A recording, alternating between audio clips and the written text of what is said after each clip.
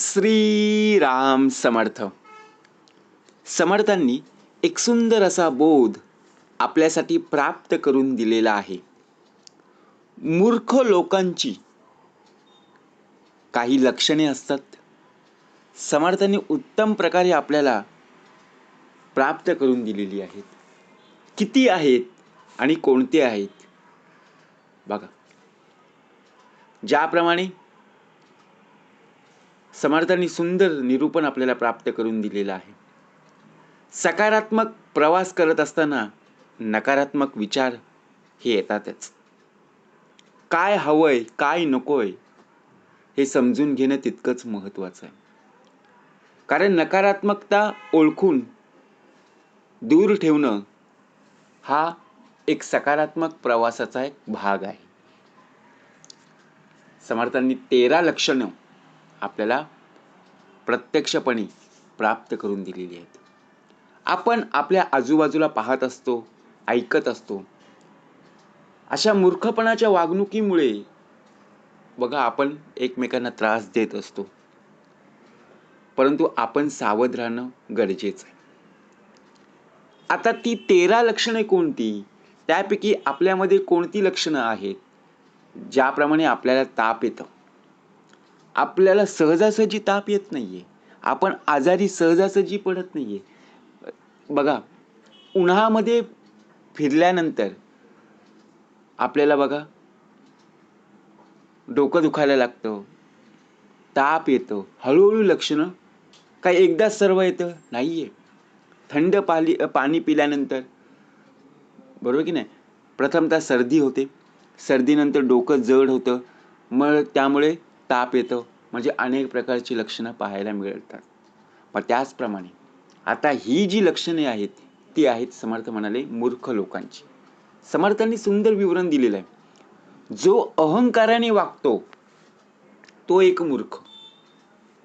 म्हणजेच जो आपल्यापेक्षा ज्येष्ठ श्रेष्ठ माणसांशी अहंकाराने वागतो.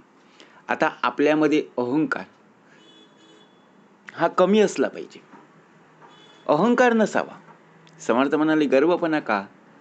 आपल्याकडे आहे ते घेऊन जाणार आहोत का? नाहीये. मग त्यांच्याशी स्वतःची तुलना करायला आपण जातो. त्या व्यक्तीकडे काय आहे, आपल्याकडे काय आहे हे आपण पाहतो. परंतु वेळ प्रसंगी आपण त्याच्यापेक्षा मोठे आहोत असं भासवतो. तो एक मूर्ख समर्थ म्हणाले. म्हणून आपल्यामध्ये अहंकार नसावा. जो मनुष्य देह केवळ स्वार्थी पाहत असतो, स्वार्थी बघतो, तो एक मूर्ख. मनुष्य देह स्वतः काहीतरी मिळवण्यासाठी सतत झटत असतो. कारण ते करणं अजिबात अयोग्य नाहीये. परंतु केवळ तेच करणं आणि इतरांसाठी कुठलीही गोष्ट न करणं, इतरांचा कुठलाही विचार न करणं हे मूर्खपणाचं लक्षण आहे. बघा, ज्याप्रमाणे आपण कर्म करू त्याचप्रमाणे आपल्याला त्याची फळं प्राप्त होणार आहे. म्हणून समर्थ म्हणाले करावे तसे भरावे. हे ज्याला कळत नाही तो एक मूर्ख. कर्माचा सिद्धांत दिलेला आहे. बरोबर की नाही? तुम्ही वाईट कर्म कराल तर वाईट मिळेल, चांगले कर्म कराल तर नक्कीच चांगलं प्राप्त झाल्याशिवाय. का सांगितलं? आता श्रवण केली याचे फळ, क्रिया पालटे तात्काळ. म्हणून जो व्यक्ती सदा सर्व काळ चिंता करत असतो तो एक मूर्ख. चिंता आपण कोणाची करतो? समर्थ म्हणाले सकाळी उठल्यापासून ते रात्री झोपेपर्यंत कोणाची चिंता करतो? कशासाठी करतो? पहावे आपणासी आपण. तो एक मूर्ख सांगितलं ना. कठीण प्रसंगी प्रत्येक मनुष्य देह चिंता करत असतो, काळजी करत असतो.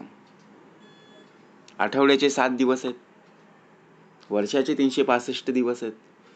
असंच जर आपण चिंता करत बसलो तर आपण स्वतःसाठी केव्हा जगणार? कारण जो मनुष्य देह आपल्या मित्रांसाठी बघा प्रत्यक्षपणे मित्रांना दुःख देत असतो तो एक मूर्ख. ज्याप्रमाणे आपण समोरच्या व्यक्तीशी 4 शब्द नीट बोलू शकत नाही, मीच खरं, मी सांगितलेलं तसंच वागायचं. त्याप्रमाणे समर्थ म्हणाले तो एक मूर्खच. आता जो कृतज्ञ असतो तो एक मूर्ख सांगितला. आता कृतज्ञ म्हणजे काय? एखाद्यावर उपकार केलेले असते त्याची परतफेड जो उपकाराने करत असतो तो एक मूर्ख. म्हणून आपण एखाद्याला मदत करायची आणि प्रत्येकाला सांगत सुटायचं. समर्थ म्हणाले असं बरोबर नाहीये ना. आपल्यामध्ये कृतज्ञपणा नसू दे. कारण जो कपटी असतो तो एकच मूर्ख असतो. जो कपट कारस्थान रचतो त्याप्रमाणे बघा आपला देह कपट कारस्थान करून मार्ग काढत असतो. दुसऱ्यांना वाईट बघा प्रत्यक्षपणे दुसऱ्यांना वाईट आणि मीच चांगला अशा प्रकारे जी भावना आपल्यामध्ये असते ती चुकीची. त्याचप्रमाणे जो दुसऱ्यांच्या दुःखाने आनंदी होतो तो एक मूर्ख सांगितलं. आपल्या आयुष्यात सुद्धा सुखदुःख येत असतात. आपल्या जर दुःखाला जर कोणी हसण्याचा प्रयत्न केला आपल्याला राग येईलच ना. मग समोरच्या व्यक्तीच्या आयुष्यामध्ये दुःख आलेलं आहे आणि तिथे आपण आनंदी झालो आणि मोठमोठ्याने हसायला लागलो, मग समर्थ म्हणाले तो एक मूर्खच ना. म्हणून दुसऱ्यांच्या सुखदुःखामध्ये सुद्धा सहभागी होत असताना सुख काय दुःख काय हे कळलं पाहिजे. दुःखाच्या वेळी जर तू हसत राहिला मग उपयोग काय? जो दुसऱ्यांच्या बघा एखादी खाजगीत अतिप्रमाणात ढवळाढवळ करतो. आता एखाद्या विषयी बघा एखादी व्यक्ती आपल्याला सांगत असते परंतु त्या व्यक्तीवर आपण काय करत असतो, चला ते ह्या व्यक्तीने सांगितले ना मग आपण त्या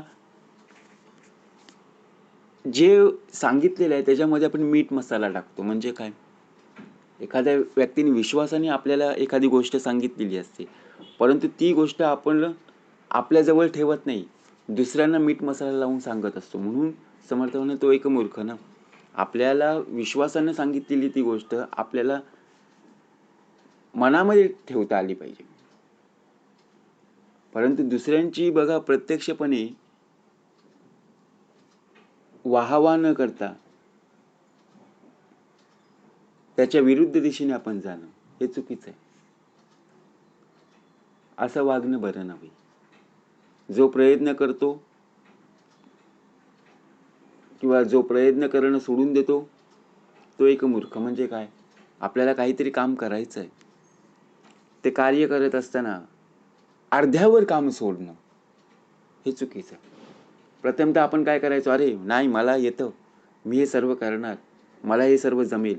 परंतु ज्यावेळी आपण बघा कामाला सुरुवात करतो, कार्याला सुरुवात करतो आणि मध्येच ते काम सोडून देतो तो एक मूर्ख.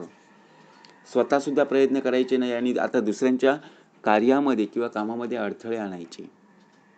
मला ते काम जमलं नाही ना मग दुसऱ्यांच्या कार्यामध्ये सुद्धा मी ढवळाढवळ करणार आणि त्याला सुद्धा हे काम करून देणार नाही. जो कंजूसपणाचा अतिरेक करतो, तर कंजूसपणा म्हणजे काय, काटकसर, यात थोडासा फरक आहे. आपण बघा दुसऱ्यांना किंवा बघा दुसऱ्यांच्या वेळी दुसरे जण आपल्याला बोलवायला आले की आपण चटकन तयारी करतो आणि त्यांच्यासोबत जातो का, खायला मिळेल. परंतु आपल्यावर जेव्हा बारी येते तेव्हा आपण त्यांना द्यायचं आहे त्यावेळी आपण कारणं देतो आणि तिथून पळ काढण्याचा प्रयत्न करतो. म्हणून समर्थ म्हणाले जो मनुष्यदेह कायम आत्मस्तुतीच करत राहतो तो एक मूर्ख सांगितलं. आपण स्वतःहून स्वतःची स्तुती करायची आणि दुसऱ्यांची निंदा करायची. समर्थ म्हणाले आपल्या आजूबाजूला निंदकाचे घर असावे शेजारी. आपली निंदा करणारी लोक असली पाहिजे तरच आपल्या स्वभावामध्ये बदल होईल ना.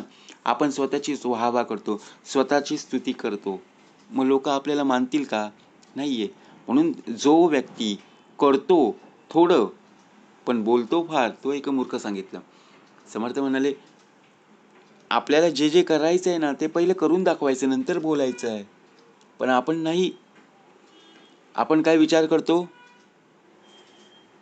आधी बोलून मोकळे होतो आणि करायला गेलो की होतं भलतंच, म्हणून समर्थ म्हणाले आधी केले मग सांगितले. अशी ज्याप्रमाणे पायरीने पायरी चढता यावी याप्रमाणे आपण चाललं पाहिजे.